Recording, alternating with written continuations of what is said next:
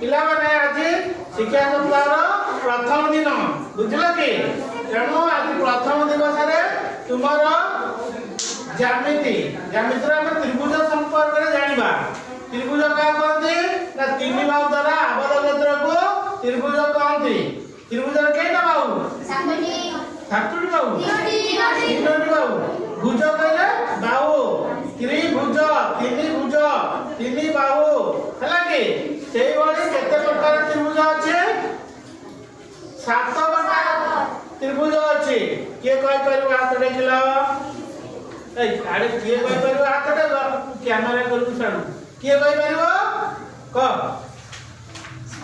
समकोणी सूक्ष्मकोणी समकोणी स्थूलकोणी समकोणी समद्विबाहु समबाहु विषमबाहु अब thank you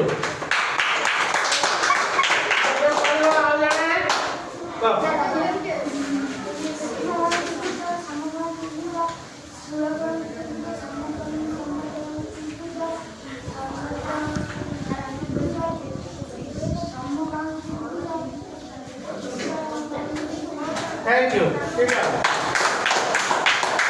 आओ तो हमें भगवान रे त्रिभुज संपर्क कहियो त्रिभुज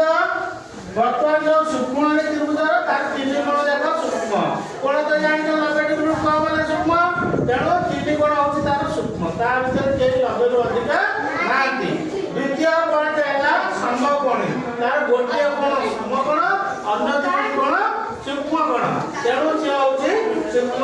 समकोणी त्रिभुज आउ नंबर 3 स्थूलकोणी त्रिभुज स्थूलकोणी त्रिभुज काहे कहउछि ना तार गोटिए कोण स्थूलकोण 90 डिग्री रु अधिक गोटिए कोण हला 90 डिग्री रु अधिक तेणु बा स्थूलकोण गोटिए अछि तेणु ताको स्थूलकोणी त्रिभुज कुआ जाउछि आउ गोटे हला समबाहु त्रिभुज कहले समान बाहु सब बाहु समान सब कोण समान बा 60 डिग्री तेणु ताको समबाहु त्रिभुज कहउछि आउ गोटे समद्विबाहु जे त्रिभुजर दुईटी बाहु समान ताको समद्विबाहु त्रिभुज कहନ୍ତି आउ गोटे हला विषम बाहु का कहନ୍ତି तार कोनसी बाहु सहित बाहु समान नथिबो भिन्न थिबो एटा सूक्ष्म कोणी त्रिभुज सहित भी समान तेणु ताको विषम बाहु त्रिभुज कहउछि हला कि तेणु त्रिभुज 7 प्रकार तुमे जानिलो